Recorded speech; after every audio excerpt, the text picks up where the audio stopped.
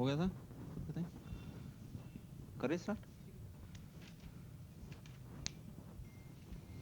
so welcome all, good afternoon.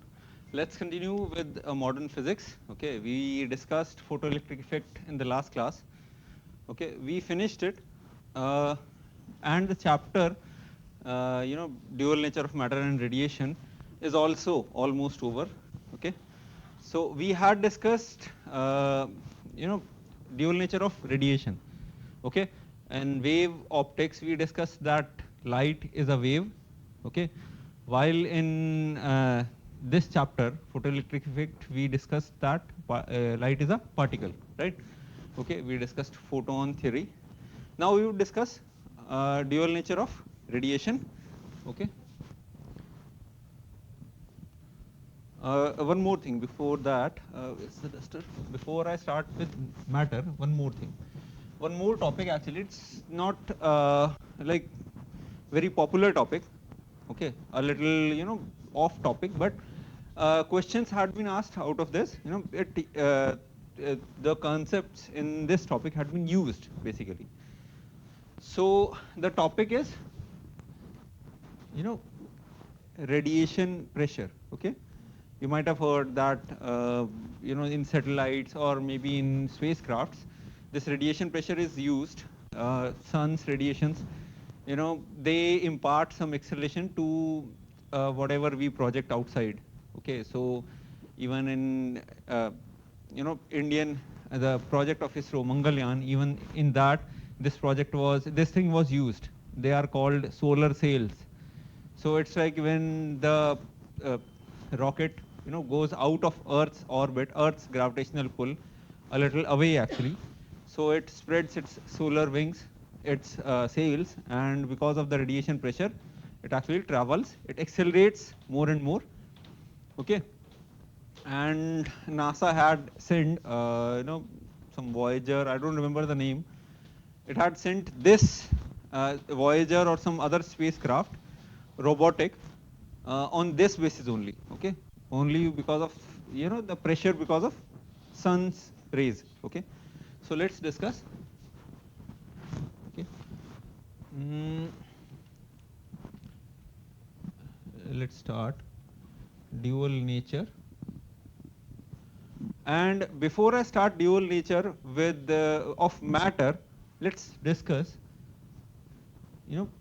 de Broglie hypothesis. This is applicable to matter as well as radiation. So let's first use it for radiation. De Broglie hypothesis.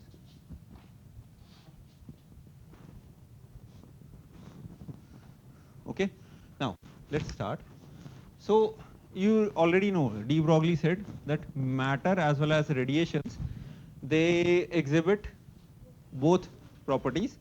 Okay, and any particle of mass m moving with velocity v has an associated de Broglie wavelength of h upon mv, or should I call it h upon p, right? Okay, this he said for matter, and since nature loves symmetry, so same thing applies for radiation. Now this is a photon. You already know that photon has rest mass 0, which means it cannot stay at rest. Its mass would be 0 otherwise, right? So if it is a photon of wavelength lambda, so can I say same thing applies here as well? The wavelength of radiation, photon basically, the wavelength of photon is h upon p, not mv. We don't know m.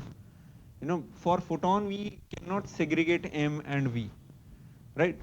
But we know it would have some momentum, okay, according to de Broglie hypothesis. So we can say momentum would be h upon lambda. Okay, momentum for a photon is h upon lambda. Now on this basis,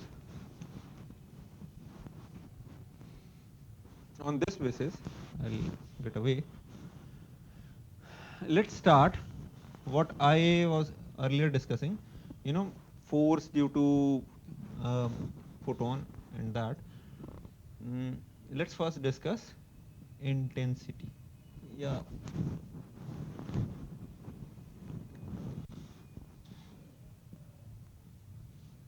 number of photons per second. Let's discuss this thing first. Let us say we have this kind of source, a torch which emits parallel beam of cross-sectional area A. Okay, this is a torch which emits parallel beam of cross-sectional area A. Okay, now let us assume that the power of torch is P. Okay, power or energy per unit time. Please don't mix it with this small p. Actually, I should be writing it as this, so that you don't mix small p, which stands for momentum, with this capital T, which stands for power. Is it okay? So capital P is the power, okay, or energy emitted per second. So energy per second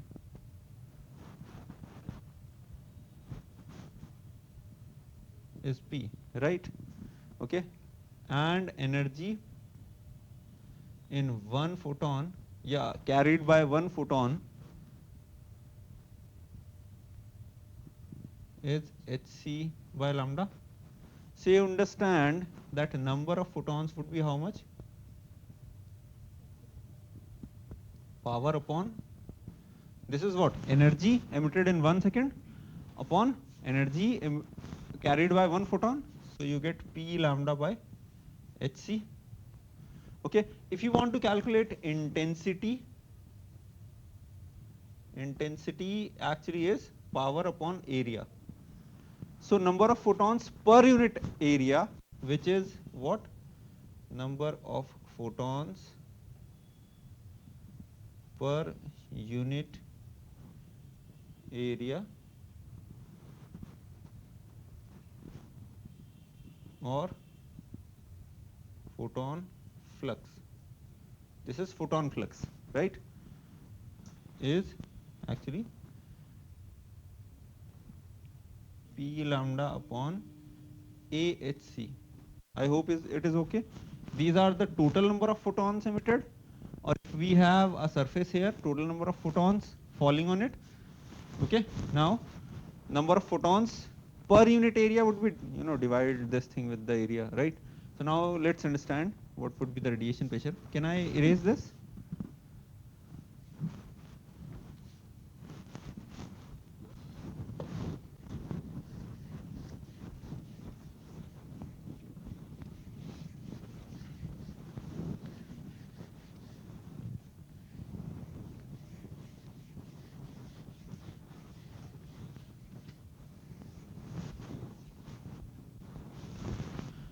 Now let's understand radiation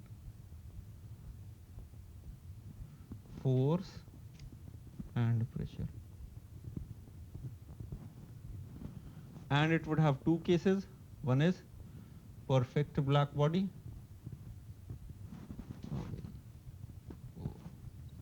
This is perfect black body.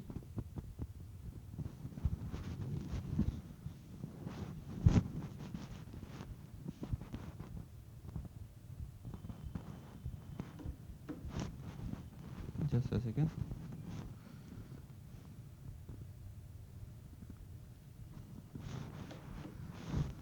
Okay, perfect black body, which is like what? Perfect absorber. Okay, so let's say this is a perfect black body, and a parallel beam of light is falling on it. Area is A. So number of photons falling per second would be how much? Number of photons would be how much? कितना था? P lambda upon hc, ऐसा ही कुछ था ना? We just discussed this, right? Now each photon carries momentum. How much? Momentum per photon would be how much? H upon lambda. Okay, so total momentum per second Getting my point? This is momentum per second, okay, which is actually nothing but force, right? By Newton's law, F was dp by dt, change in momentum per second. We are assuming that the photons have this much momentum per second, and after absorption, they would have zero momentum, right? They would be absorbed, they would, transform into heat, right? So this thing would be, multiply this P upon C, okay, if you multiply it. So this is nothing but force. And if you want to find radiation, this was radiation force, radiation pressure,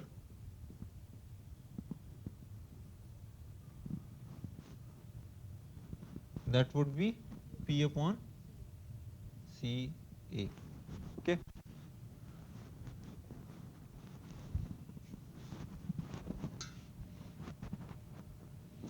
It is a very small value otherwise, because of very large value of C, this is a very small value otherwise. But now just think about it.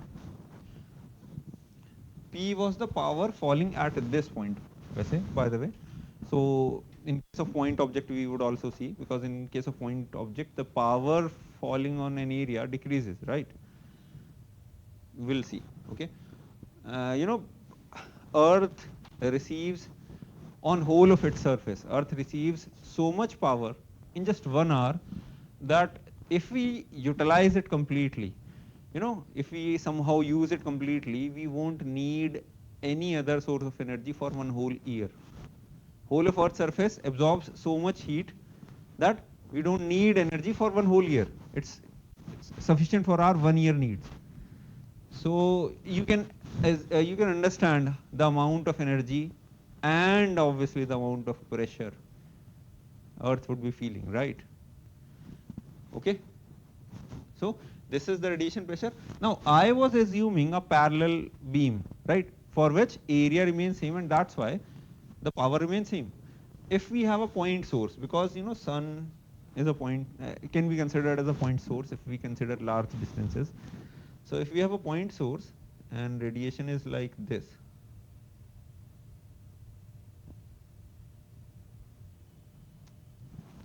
at a distance, if the source has power P, so at a distance R,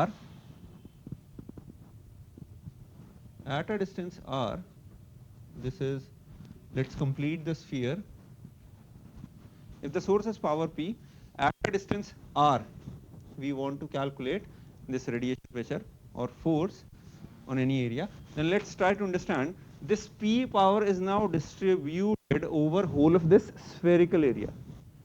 For a point source, okay, R distance, there can be so many points at R distance, in a 3D space, this side, front and back, up, down. So it's a spherical space. In this spherical space, actually what happens, this power is distributed, let's not call it P, let's call it X, it becomes confusing, right? So in the spherical space, you have intensity now, for whole of this sphere, P upon 4 pi R square, right? Okay. And if we have a small area A here, this small area would receive only P dash, which is intensity into this smaller area. So everything now gets modified according to this. This would become P upon 4 pi R square PA, right? A is very small. So like radiation force would become, replace P with this thing, PA upon 4 pi R square into C. If you want to calculate pressure, so this thing would be P upon 4 pi R square C, right? And just remove the area.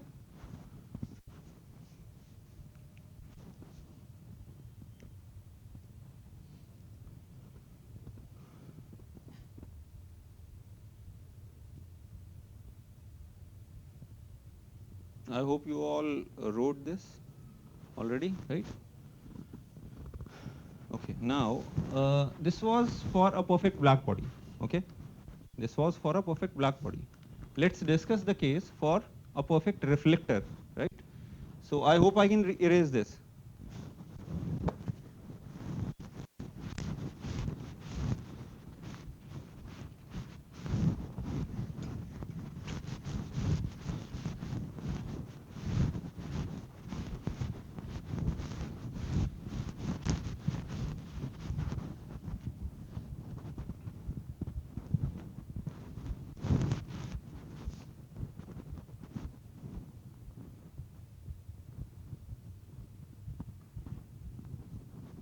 Okay, you already know that a perfect black body and a perfect reflector won't exist in real time, right? So we would just discuss the case. So now, right now, we are discussing this ideal case of perfect reflector. And again, starting with the same case, let's say we have a parallel beam of area A falling on a mirror, right? So you know already that a perfect reflector would actually send all the photons back. Sorry. A perfect reflector would send all the photons back. Okay. So in this case, we already discussed that number of photons per second would be how much? Again, going through the same drill, number of photons per second would be P lambda upon hc, and you know momentum of every photon was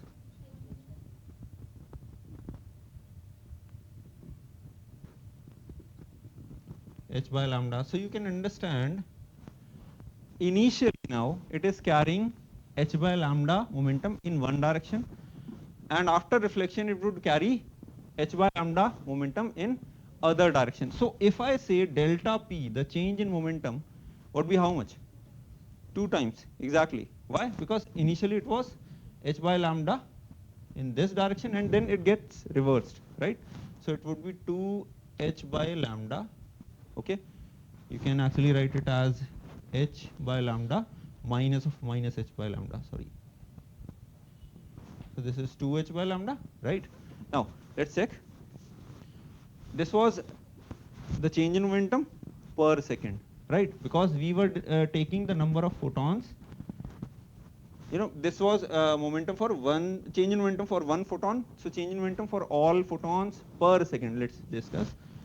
So delta P for all photons per second. This thing would be how much? 2h by lambda into p lambda by hc. You can understand this would be 2p by c.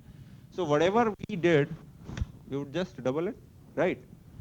Whatever we did, we would just double it. So this is the force. The pressure would be 2p by ca. Now if it is a point object, so we can take for point object, I guess I need not draw the diagrams again. For point object, force would be how much? 2p upon 4 pi r square, 2pa upon 4 pi r square c. And the pressure would be 2p upon 4 pi r square c. Obviously you can cut 2 and 4, so I'm not going through that. Now there can be one case as well in which this kind of thing happens.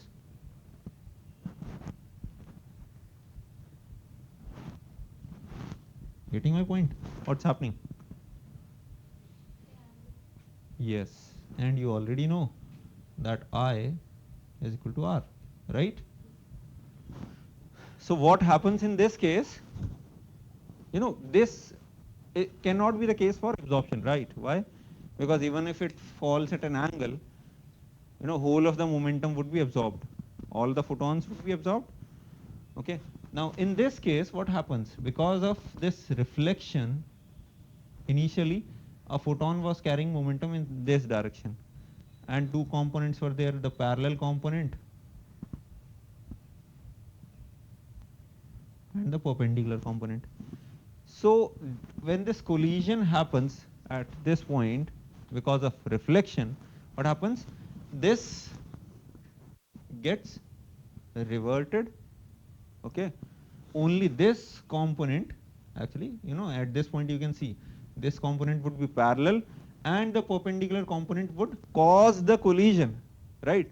So only this component would be reversed.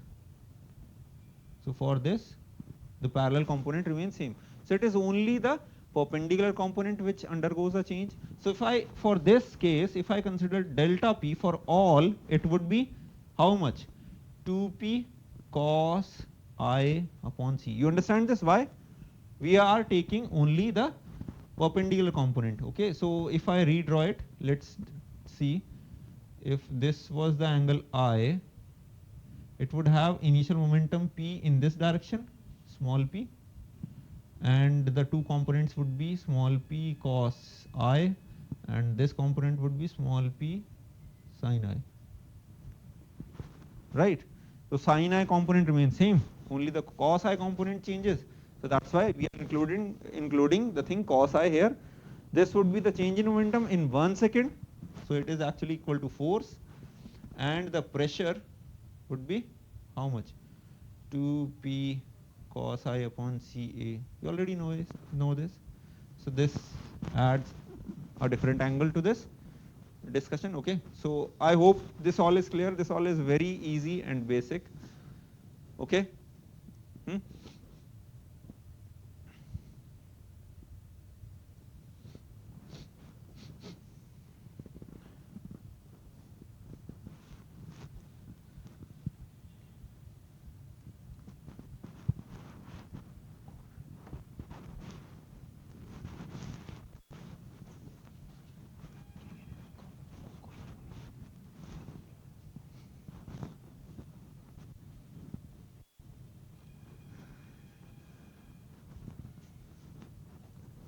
Is it okay? Is it okay?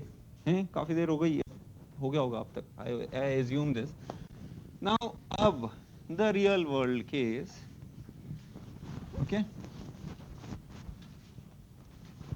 Neither perfect reflector nor perfect absorber. So what to do?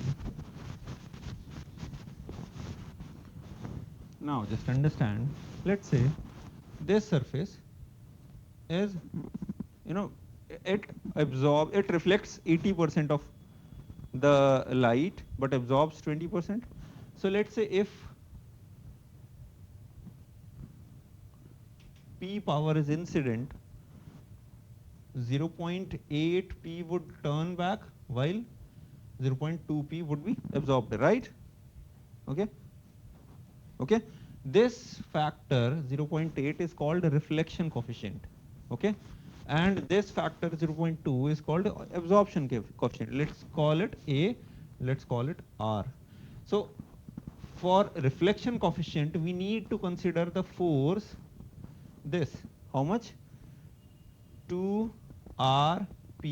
by c. R is a dimensionless quantity, right? Just remember this, it is just the ratio of power reflected upon total power, right? So this is reflection coefficient, which is power reflected upon power total, and A is power absorbed upon power total, right? So reflected power, this, and absorbed power 2AP by C. Sorry, AP by C. Two factor won't be there. Okay. Here two factor comes only because there is some, there is reversal of direction. So momentum changes double, right? So the total force would be how much?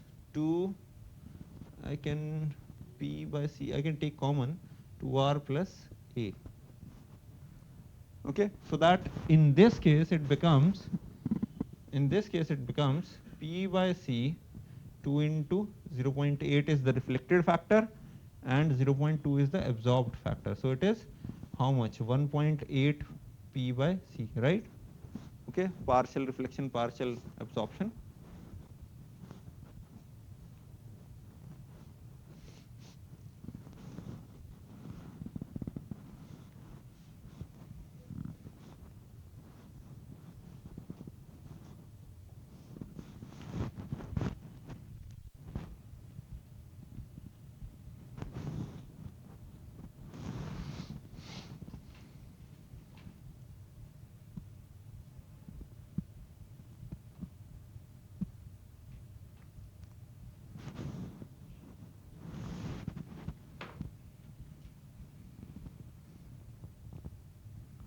Can I raise?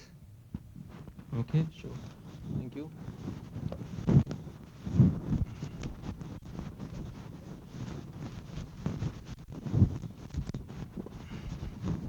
So,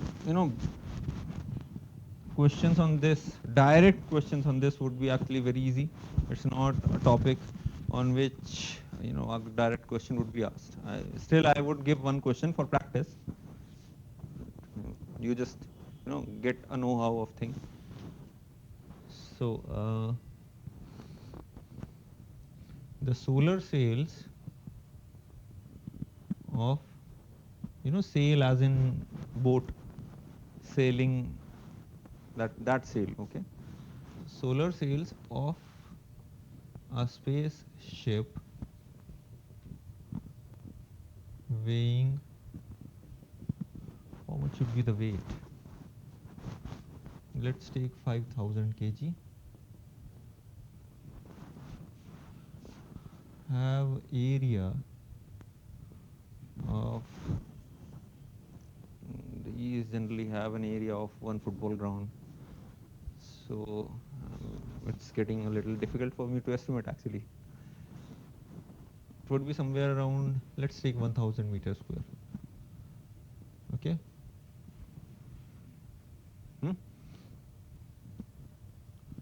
Find the force on, find the acceleration rather. Find the acceleration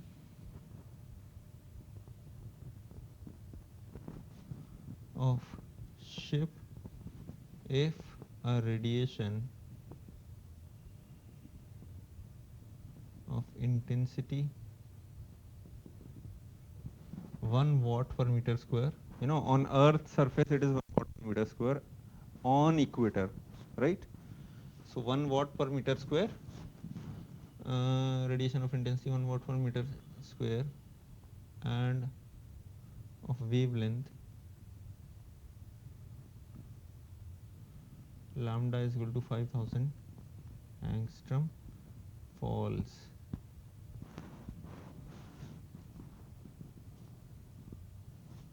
on the sails, okay?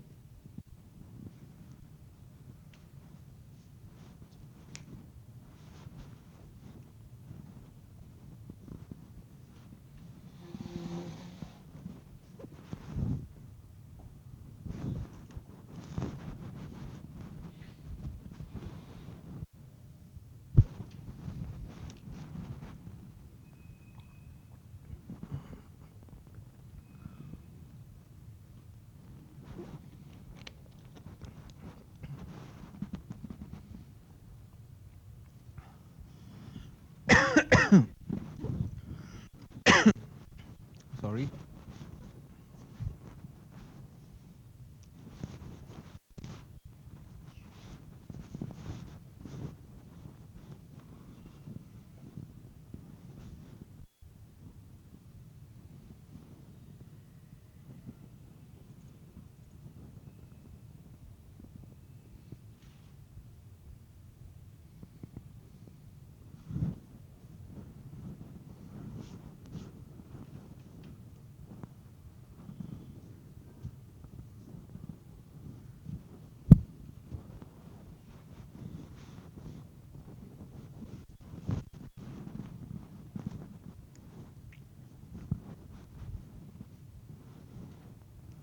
Shall we start?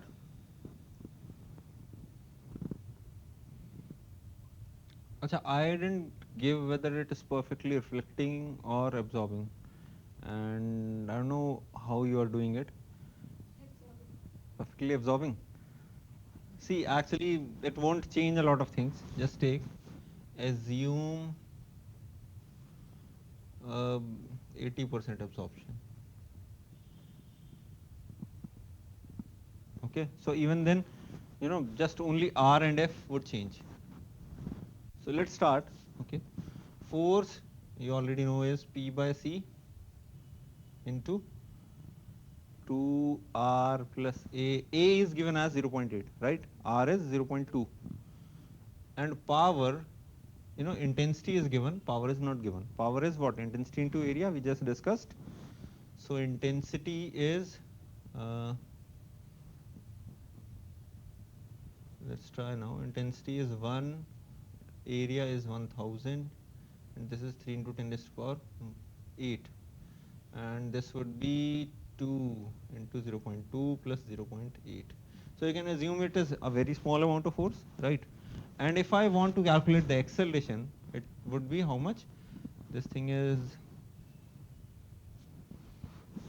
1.23, 0.4 into 10 raised to the power. The force is this.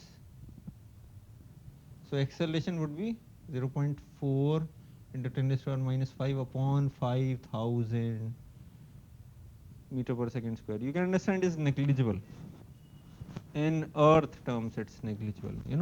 This spaceship would have to cover millions of kilometers. And during that millions of kilometers, this acceleration will actually accelerate it to high speeds. Okay, this much acceleration is enough.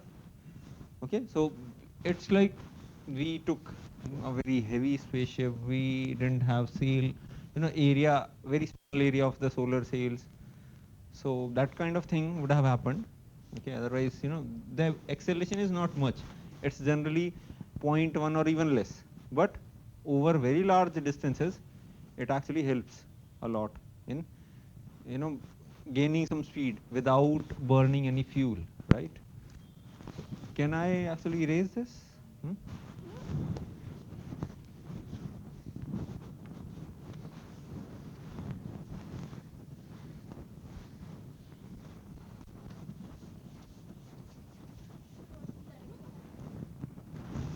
It would be away from sun, obviously, right? Because light is coming from this. This is the sun, and this might be our spaceship. This kind of sails would be there. So the force would be like this, obviously. Now, let's discuss dual nature of matter.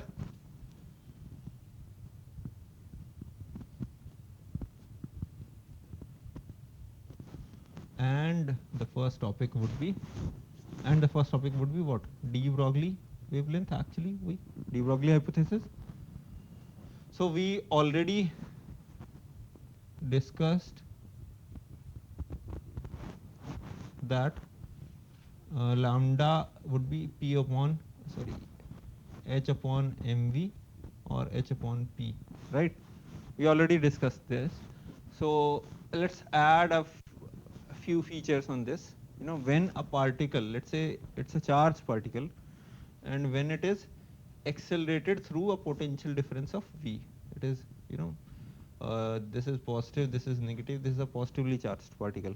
If it is accelerated through a potential difference of v volt, by this time it would have energy equal to qv, है ना?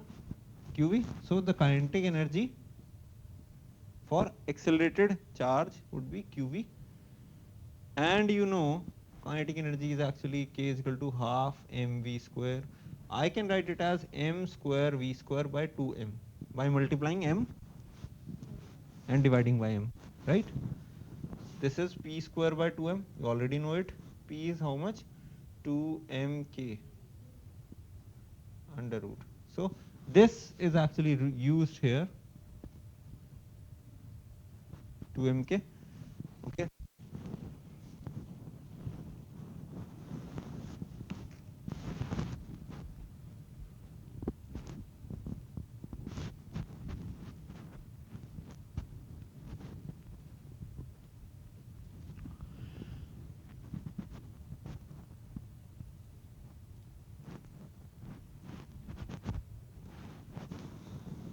Okay, the direct questions on this are actually easy. It would be like that, one question would be a photon and an alpha particle. You might be knowing this. A photon and an alpha particle are accelerated through same potential difference. Find the ratio of their de Broglie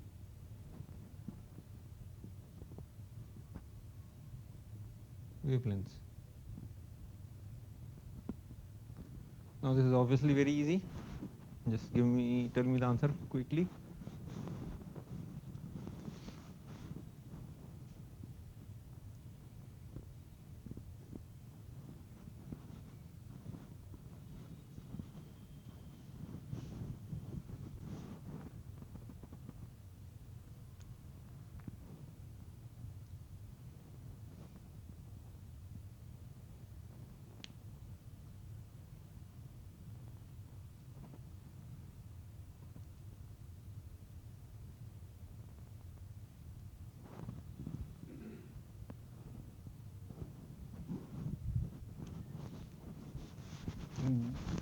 You need not calculate a lot of things. Lambda for proton would be h upon under root 2 mass of proton into kinetic energy would be EV, right? Now lambda for alpha particle would be h upon under root, its mass is 4m, 2 protons, 2 neutrons, right? Its charge is 2. So the ratio would be something like this.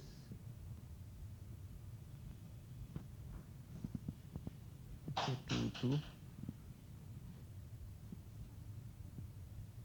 So this would be 1 upon 1 by 2 root 2, something like this. So 2 root 2 is the answer. Wavelength for proton would be 2 root 2 times the wavelength for alpha particle, right? Let's have one more question.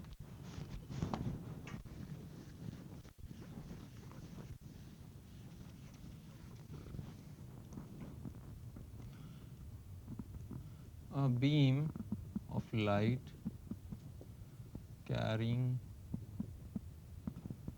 energy of 12.3 electron volt per photon is incident on a photoelectric metal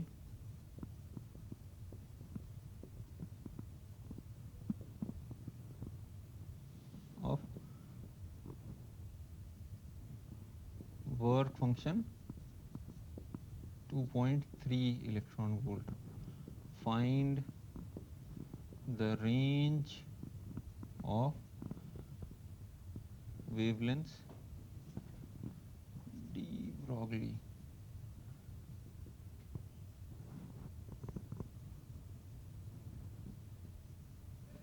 Wavelengths of electron emitted. Okay, so photoelectric effect would happen definitely. Okay, so you need to find the range of energies which electrons would have, a range of de Broglie wavelengths which electron would have. Okay.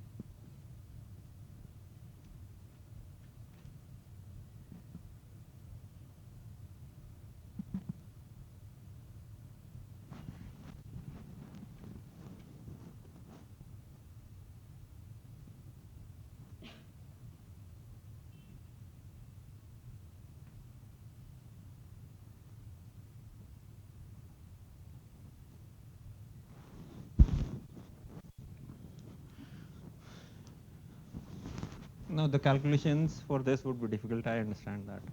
Okay, so now 2.3 is the work function and 12.3 is the energy. So kinetic energy maximum kinetic energy which the electron would carry would be 10 electron volt. Okay, very clear about that, because because of collisions some electrons would carry less as well. Okay, so this is the energy carried, and this would be how much? Kinetic energy is p square by 2m is 10 eV. Okay, or I can say joules. You can obviously multiply the mass of electron. So the the like momentum would be this thing 1.6 into 10 to the power minus 18 into 2 into 9.1 into 10 to the power minus 31, right?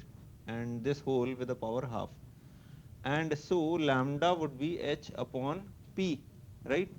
So h would be 6.63 into 10 to the power minus 34 upon 1.6 into 2 into 9.1 into 10 to the power minus, this thing would be 49, right? Raised to power half. And I won't be calculating this, don't worry. Okay, you can approximate it, right? Know how to approximate things? Right? Let's do this thing. At least let's have this as 50 and let's remove a decimal from here.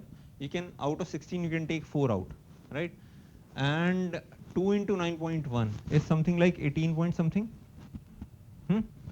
The closest square to this is 4, right? So it would be something more than 4. I do remember, and this is what you should actually know. It's very easy to calculate the square of 4.5. Do you know how? Yeah, exactly. Every number which has a 5 in the end, every number which has a 5 in the end ends with 20, square of this number would end with 25. Every number which has 5 in the unit place would have square ending with 25. Okay, to find the further digits, just multiply 4 with the next number which is 5, right? Consecutive numbers, 4 consecutive number, next consecutive number is 5. So 4 into 5 is 20. So if you have 65, it is 25, 6 into 7, 42. So why am I doing this? Because 4.5 would have square of this. R18 lies midway between this. It is between 4 and 4.5, and square is almost midway. So we can have the square as 4.2, right? Approximate value. Obviously it would be 4.22 and something, but this much is actually acceptable. Okay, if they make questions so difficult, so actually I don't know how you would be able to crack. So let's take a guess.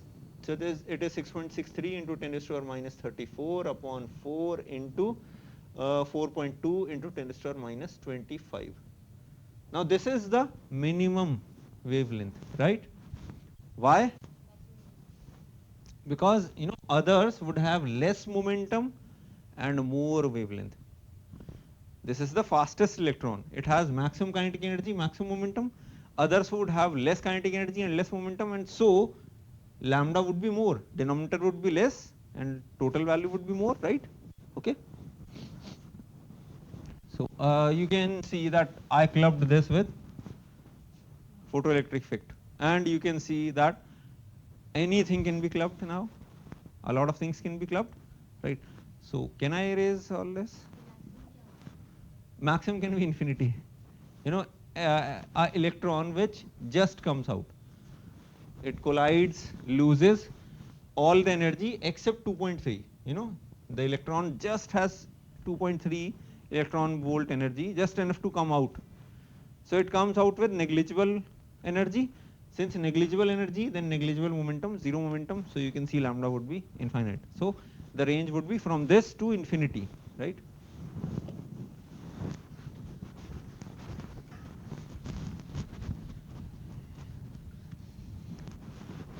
Can I raise this? At least I can raise the question.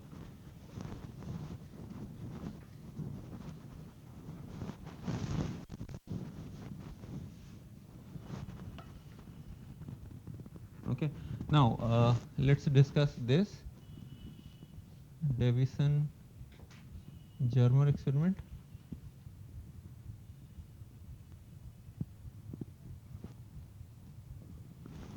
What is this experiment? Can anybody elaborate?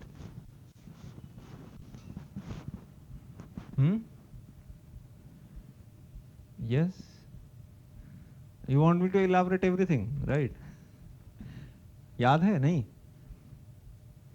Davisson-Germer experiment is actually nothing but, you know, interference of electron beams, interference process, right? So what happens actually, it convincingly it proves that this de Broglie hypothesis is correct. So let's check what it said. Okay, so this is the last topic of this chapter, and we are almost done with it. It would hardly take 5-10 minutes. So you would start the next topic, atomic structure of atom. Okay, uh, right now, right away. Okay. So this is what, let's say you have some electron source. Okay, and here nickel crystals are kept. यही होता है.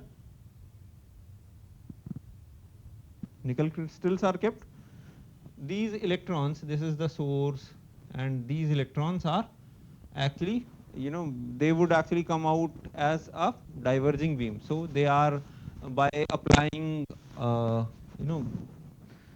electric field, collimator is the name. Actually, I was searching in my mind what is the name. So by applying collimator, you actually, you narrow it so as to make a parallel beam of it. So it's a beam of electrons, okay, and it is incident on a nickel crystal. And obviously you understand nickel would have layers of atoms or ions, right? So the electron beam, it gets deflected everywhere. Obviously maximum deflection would be here. So you would see a large amount of electrons coming here. This is a circular detector. Okay, it had some this kind of shape. Okay. So this is a circular detector. It can, detect the number of electrons by, rotating around this. Okay. This is like a manual procedure. You keep bombarding the nickel crystal with electron beam, and for different angle you keep moving it through different angle. So what happens actually? Here you can see very easily, you can assume that actually since most of the electrons would come directly out, would come out straight, here a large amount of electrons would be detected. It detects by showing it through an ammeter, okay, galvanometer or something. It is actually connected to galvanometer. So it shows some deflection, right? So what happens actually, at the center the deflection would be large. Okay, you obviously know the reason, because at this much, at direct position, at this front position, all the electrons would be coming out. Now if you move it through different angles, a particular angle comes at which this deflection is again large. This is 39 degree, and this is when the voltage of the beam is around 57 volts. Okay, the voltage of the beam is 57 volts. So you can understand, I am not going into the details of the experiment. You can check NCRT for that. What we need to understand, what is actually the idea behind it. So you can understand by de Broglie hypothesis, this would be the, E is the charge on electron, right? This would be the de Broglie wavelength. Okay. For this de Broglie wavelength, do you remember when we were doing Young's double slit experiment, there was one thing called angular uh, position of a maxima. You know, there was a position of maximum which was n lambda capital D by small d. There was angular position as well. You know, angles at which maximum would come, right? Maximum would appear. So for this wavelength, whatever it comes out, 39 is the position as per the Young's experiment, right? 39 is the position of what? Maxima. 39 is the position of maximum. So it actually confirms that electrons are behaving like waves. They get reflected. They get reflected through different layers of nickel ions. Okay, and due to that, a maxima appears at this angle, right? Okay, so this is circular. This is even here you can detect other. So this is a very sharp maxima at this point. Okay, this is the basis of Davisson-Germer experiment, that it would be going back to the Young's double slit experiment, right? Okay, through electron beam. So from this we can see that actually there can be experiments on this as well. Do you understand this? There can be experiments of this type as well, in which you can, in which interference, diffraction, or something of that sort would appear, right? Okay, because it behaves in a similar manner. So I would erase this.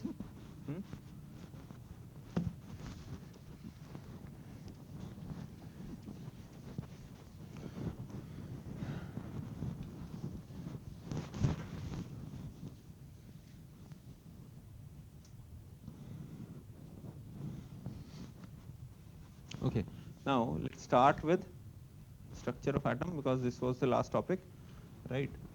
So atoms we are studying, and before we study atoms, you would just give me a brief reference of the models, atomic models that came in earlier. Tell me. सबसे पहले the first important model was J.J. Thomson's. Earlier atom was considered indivisible. Okay, Thomson discovered that there are these small tiny things called electrons which have negative charge. So he said that actually atom is something like a watermelon with seeds of electrons, right? A watermelon of positive charge, and the electrons are like seeds. Okay, so whenever heat is given, these seeds are ejected. Okay, now this model was not successful. Why? Which experiment proved? Actually, that is important for us.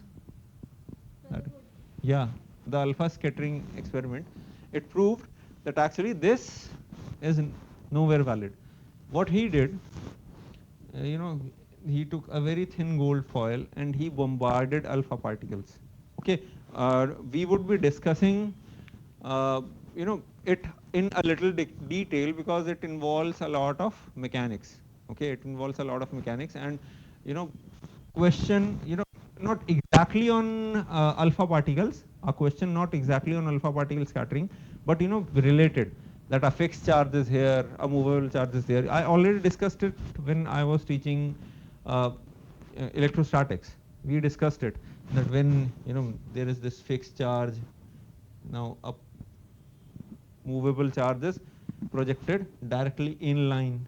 What happens? It stops, reverses. If it is away, then deflection would happen. We discussed it. So I would just have a small recap of that, if you remember. So this is, most of the alpha particles, they went straight. Some were deflected through small angles. Some others were deflected through large angles.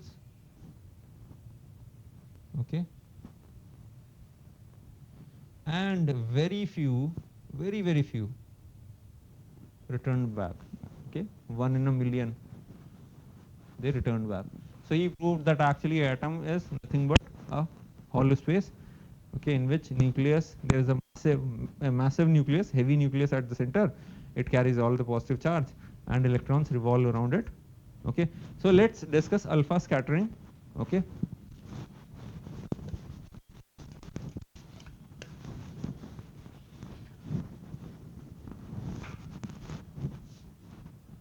alpha particle scattering. Okay, in this I would be discussing, you know, uh, only that part, you know, when there is deflection, so what would be the velocity and all, because that's what is discussed. It's kind of a collision. So, you know, same theory repeats time and again. This kind of theory, it comes in when we studied, when we were discussing collision. It came in at that point of time. Same type of theory, it comes in during electrostatics, and it's just a repeat. Okay. So now, let's say this is a nucleus, heavy nucleus, Ze mass, Ze charge, and the mass is capital M. Okay, and along the line of nucleus, an alpha particle comes in. Okay,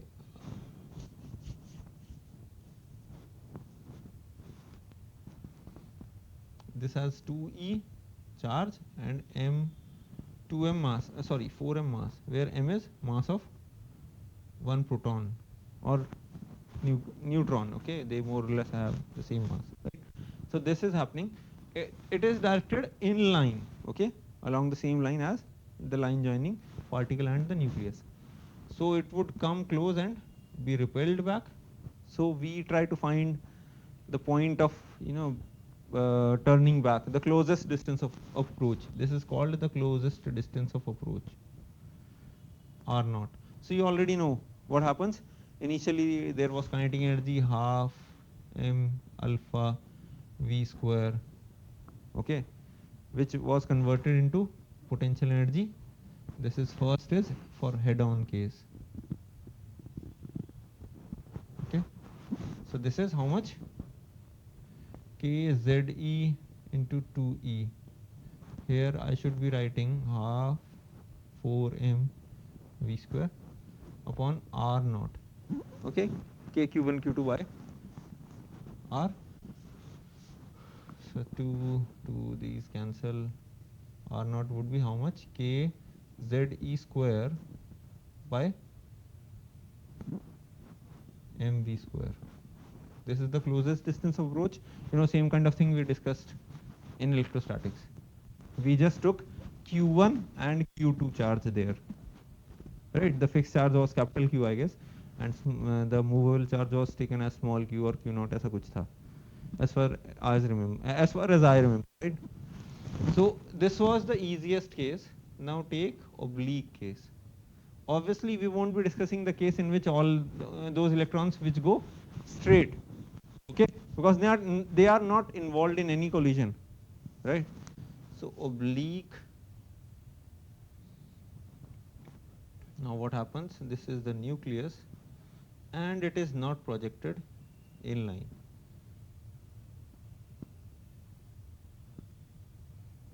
So this line has a distance of, let's call it B. Okay, this line has some distance. So initially the distance was large. It was coming from far off. As it comes closer, what happens? As it comes closer, it is deflected away. So the distance of approach, closest distance of approach is this much, R naught. When the particle is here, you know, at perpendicular position, right? Okay, because from this point onwards, the distance will increase, and even here on any previous point, the distance was more. Is it okay? Okay, so the closest distance between the nucleus and the alpha particle would be at this point. So how to approach these problems? First of all, please note that actually, since this nucleus is fixed, you must be fixing, you know, the gold foil in some sort of instrument. So momentum will not be conserved. Is it okay? Linear momentum will not be conserved. Why? Because you are applying some force on the gold foil so as to keep it there, otherwise it would have moved. Okay, the alpha particles would have thrown it away, right? So since this is happening, okay, so you need to ignore linear conservation. Let's discuss angular momentum conservation. So this is the nucleus O. So by conservation of angular momentum about O,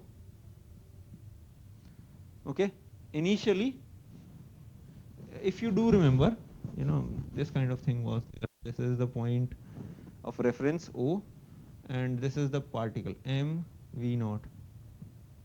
This is the particle coming.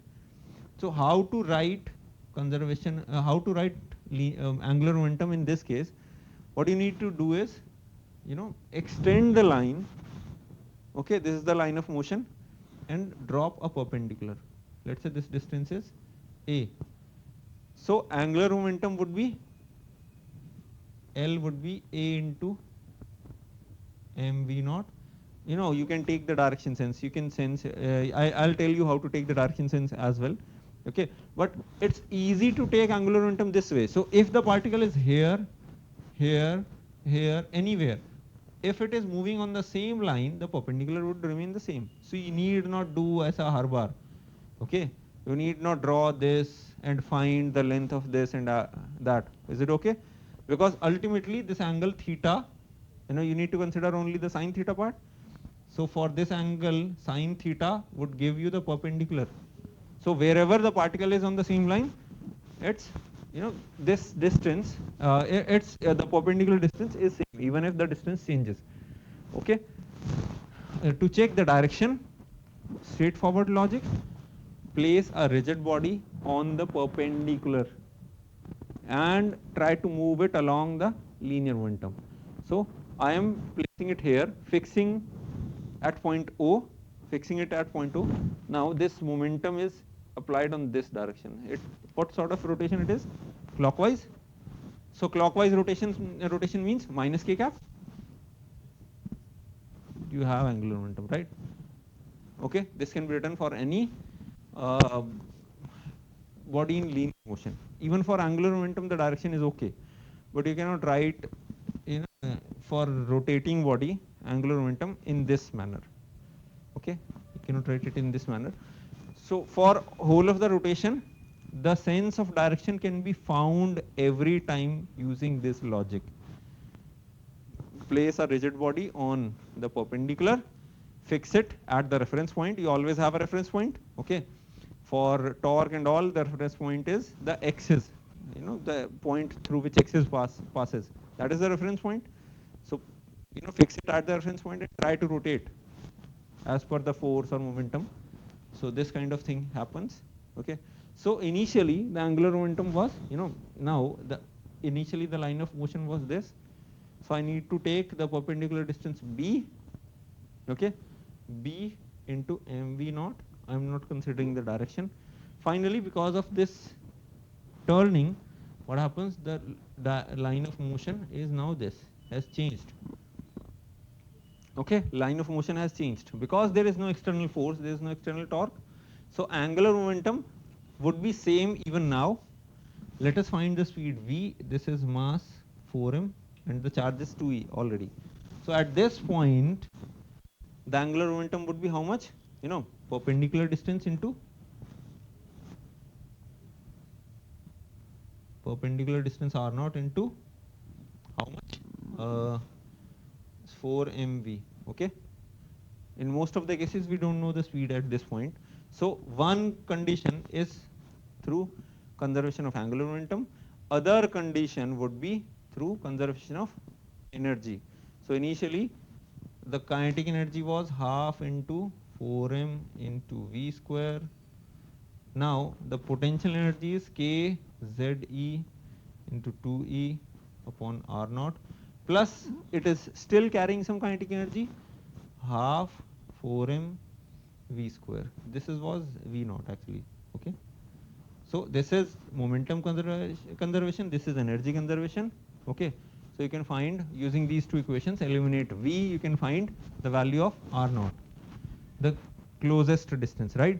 So this has more application in that chapter, the electrostatics, rather than in alpha particle. I'm discussing it here once again so as to make sure that you still remember it. Okay, this even applies to gravitation. All these, let's say this kind of scenario, this is Earth, and instead of sending the satellite in a straight manner, I send it at an angle. So it would have this kind of arrangement. Okay, not exactly this.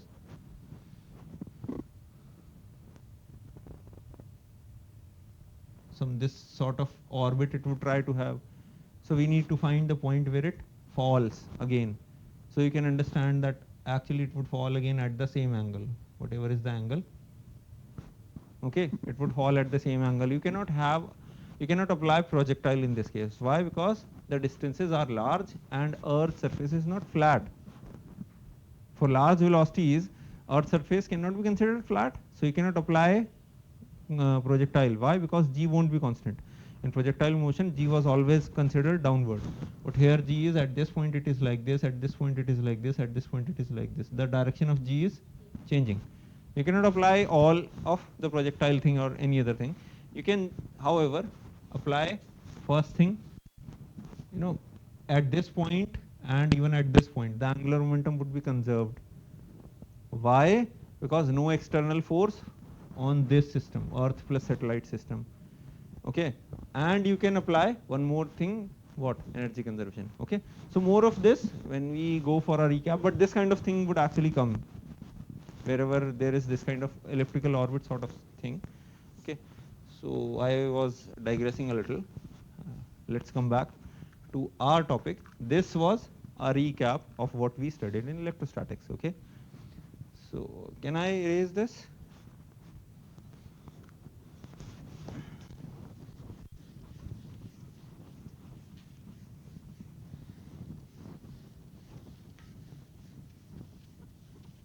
Okay, so I hope you understand still, you remember that in case of oblique collisions, angular momentum conservation comes as a very handy tool. In mechanics, we had only 3 conservation laws: linear momentum conservation, angular momentum conservation, and energy conservation. So in most of the questions, mechanics based questions in which bodies start or stop or slow down, okay, 2 of these would always hit.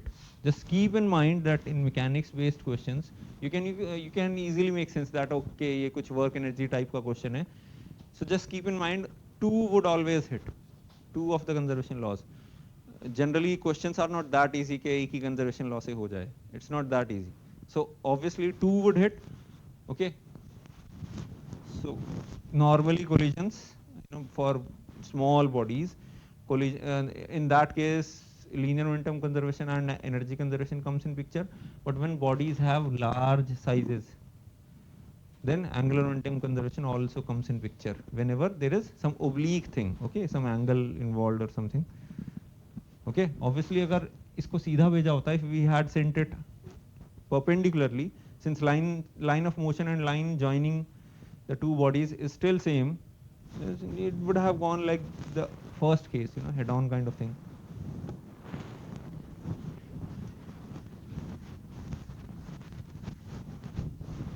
So now Rutherford model.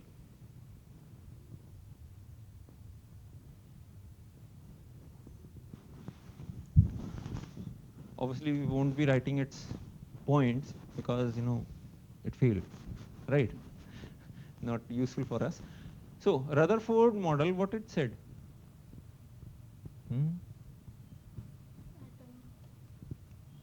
कुछ atom बोला.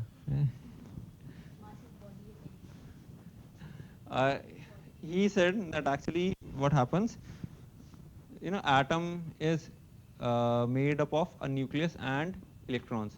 Nucleus carries most of the mass and all the positive charge, okay, and it is located at the center. It is very small, tiny, okay, and 10 is to the power 5 minus 5 times smaller hota hai, okay, the radius. So itna chota hota hai, and so most of the space in atom is free, and electrons revolve around it. So the only important point for us is that actually mv square by r is equal to k ze into E upon r square. Okay, so this is the nucleus, and these are the electrons, the orbits. So let's have bigger orbit. So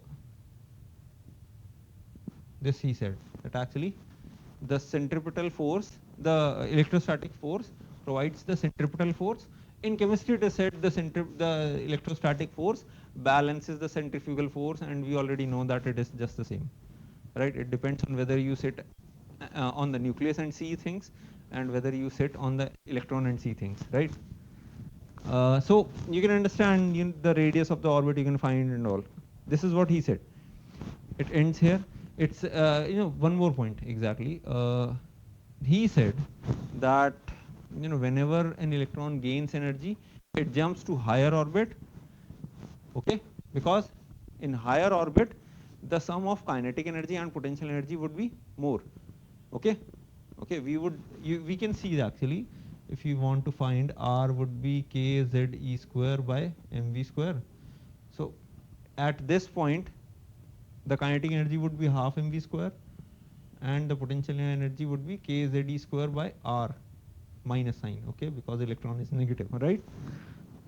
Okay, this is the total energy. As it jumps out, what happens? R increases, so the energy becomes the energy increases, or it becomes less negative.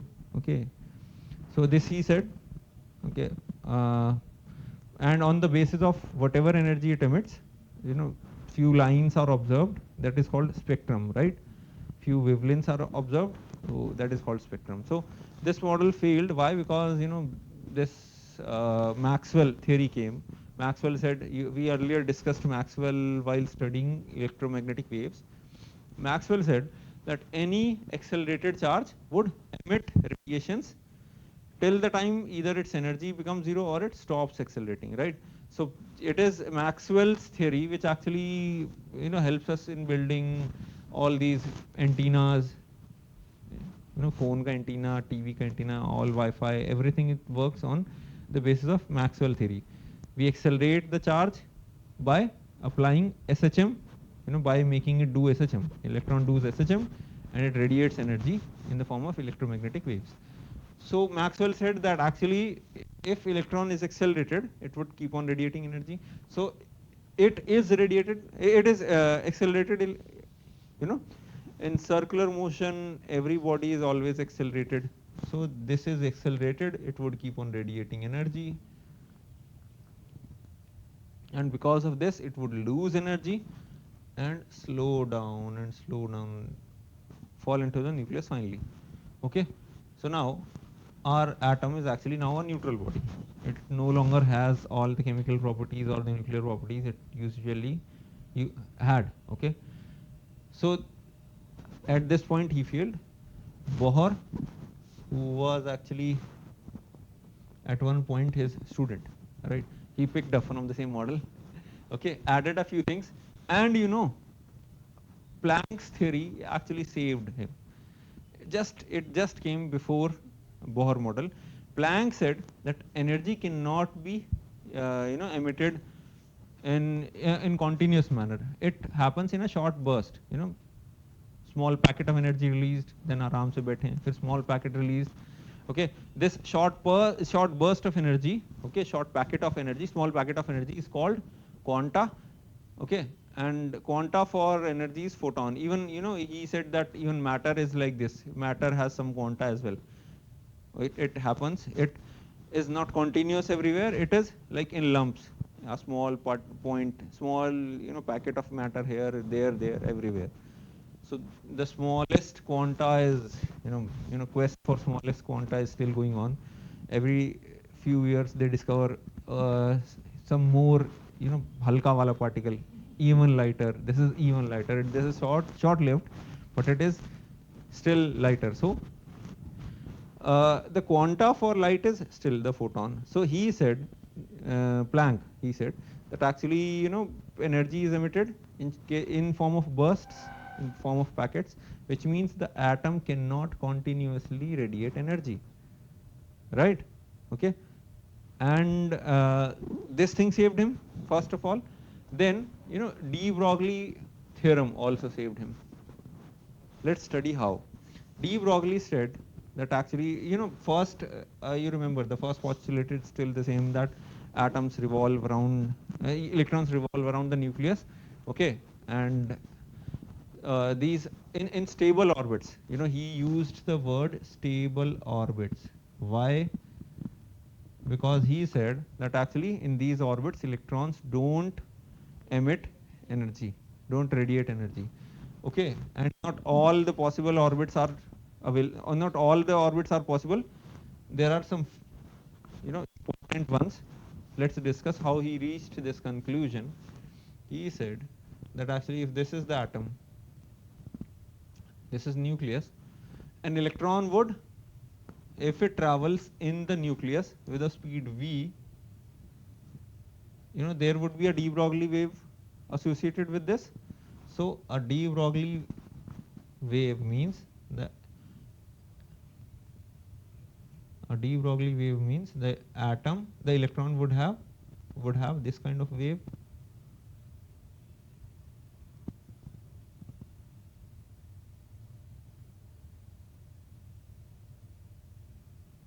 Okay, so only those orbits are possible in which there is complete wave formation, okay, in which there are complete wavelengths. Either one whole wavelength is included in the orbit, or two whole wavelengths, or three full wavelengths, or four full wavelengths, okay. So he reached this idea that actually 2 pi r should be equal to how much?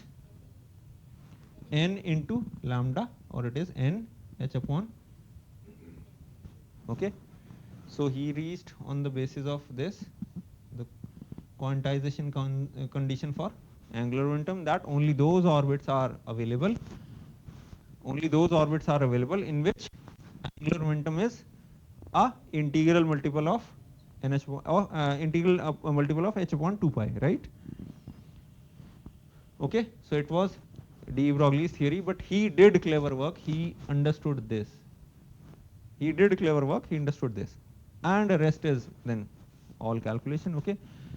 So he said that actually only these states exist. So whenever an atom, is excited, whenever electron receives energy, it jumps to some other stable orbit. When it releases energy, it comes back to its ground state, which is still an orbit. And since, around the nucleus only few stable orbits exist, okay, not all the orbits are stable, so only few stable orbits exist. So only few possible wavelengths are emitted, not all possible wavelengths are emitted. Otherwise, in Rutherford case, electron absorbs just 1% energy.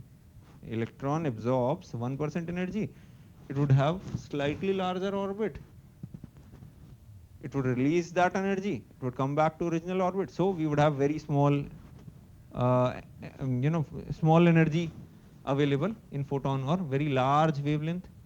So all wavelength could be possible in this manner. Okay, not happening in case of Bohr, because limited number of orbits. So only limited number of wavelengths, right? So, so we can actually calculate the Bohr model. Okay, we are going to derive it. And later on, not today, but in the next class, I would be discussing what to do with atoms which are not exactly Bohr type model, Bohr type atom. Okay, we can discuss the same thing for those atoms which are single electron atoms or ions, just like He positive, helium positive, or lithium di positive, right? Okay, but what to do if some different kind of rule works? Because JE had asked in the past this kind of question, that a hypothetical atom which exists, a hypothetical atom exists in which the potential energy is given by something something k into ln r, log of r. right? Okay, so assuming that Bohr model is applicable, derive this. Derive this for lines, the spectrum. Okay, derive this for spectrum and that.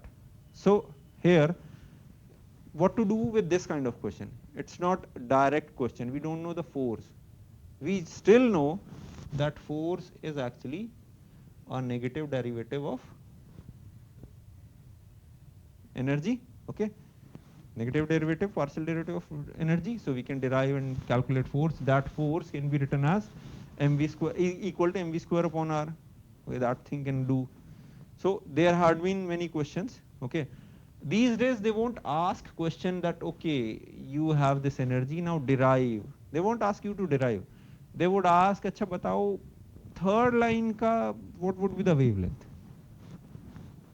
What would be the wavelength for the third line? So indirectly you have to derive. Okay, so these are the papers, subjective objective papers. Now let's start with the Bohr conditions.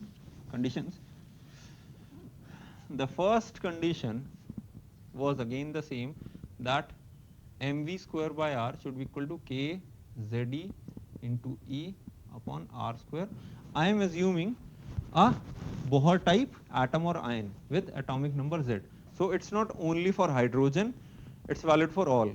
Okay, we can put z equal to 1 for hydrogen, right? Now you already know that r would be kZe square by mv. The second condition he gave was mvr is equal to nh upon 2 pi, or you can replace r here. So you get mv into kZe square by, sorry, mv square hona tha, mv square is equal to nh upon 2 pi mmv. You can understand v would be how much? 2 pi k ze square upon nh. V is this thing, and k is how much? K is the electrostatic constant 1 by 4 pi epsilon naught. Okay, so 2 pi would be what? 2 ze square by nh epsilon naught nh, right? Okay, you can write 2 pi k would be how much? 2 pi into 1 by 4 pi epsilon naught. Okay, sorry, it is 2 in the denominator. Okay. You need to understand that v here would be proportional to z upon n. Okay. Okay. In easier exams, they do play with this kind of thing. Whether you understand, the proportionality terms, the dependence. Okay. So if you don't remember this, you would have to derive it. Obviously, you can do it. Okay. Most of the students are able to derive it, but not knowing this will actually cost you time. So for V, for R, for energy, all the things you need to understand this dependence. Okay, obviously you can derive any time, but the dependence for any direct question or anything in which energy, there is one question that the ratio of velocity in second orbit of lithium, okay, and fifth orbit of helium, okay, lithium ion, helium ion. So you can obviously calculate when you know Z and N, the dependence. But if you don't know, you would have to derive. And this is a really easy question, you already know it. Okay. So the third thing is what? Not before the third postulate, we would like to discuss, we would like to find R first. So this is K is 1 by 4 pi epsilon naught Ze square by mv square. Now v would be z square E4 upon 4 epsilon naught square n square h square.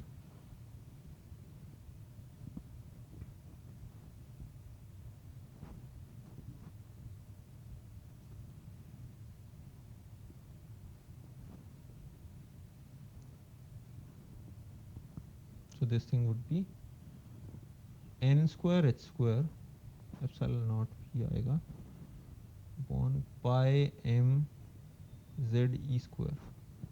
This is the radius. So you can write this as n square by z. Okay.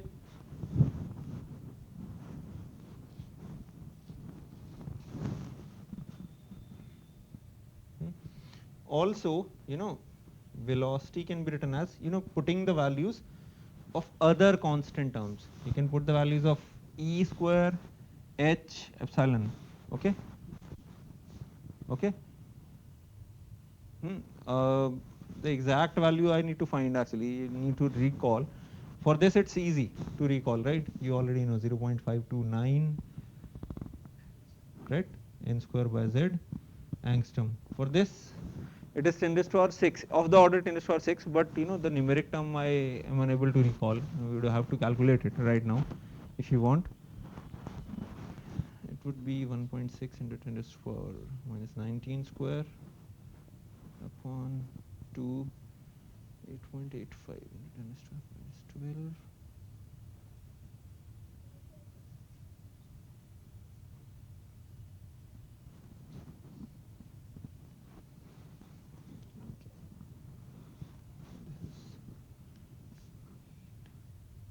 Eight.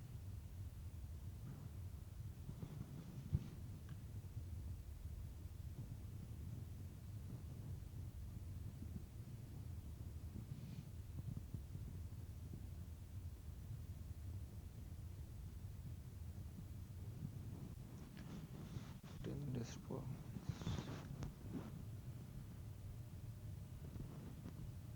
46, 10 raised to power 8, something of this sort. Let's approximate.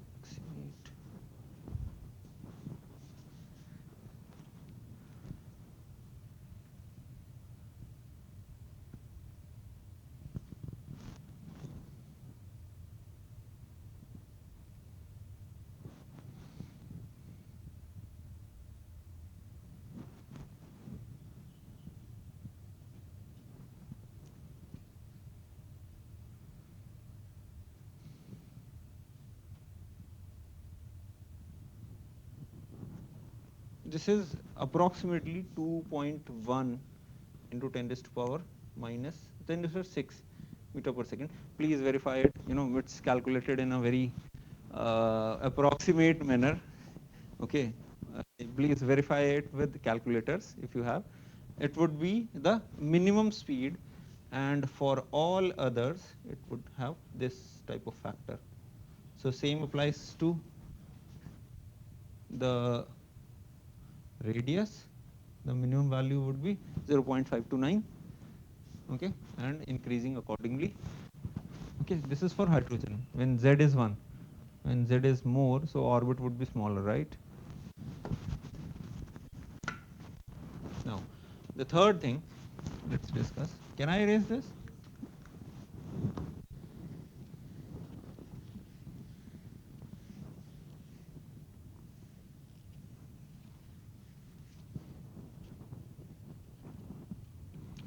Energy of an electron in orbit. Okay, so any electron in the orbit has two types of energy. Okay, potential and kinetic. So kinetic would be half mv square, and potential would be k ze into E upon R. Now, it becomes very difficult to calculate, but you would see that finally the terms are not so difficult. They would be easy to understand. Okay, minus B hoga because electron has negative charge. Thank you for correcting.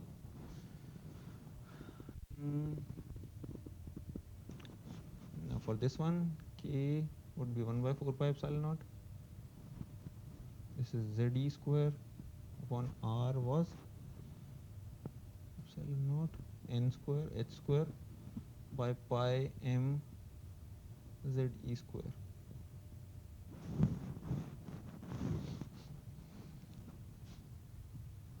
So this is M Z square E4 upon 8 epsilon naught square N square H square minus m z square E4 upon 4 epsilon naught square n square h square.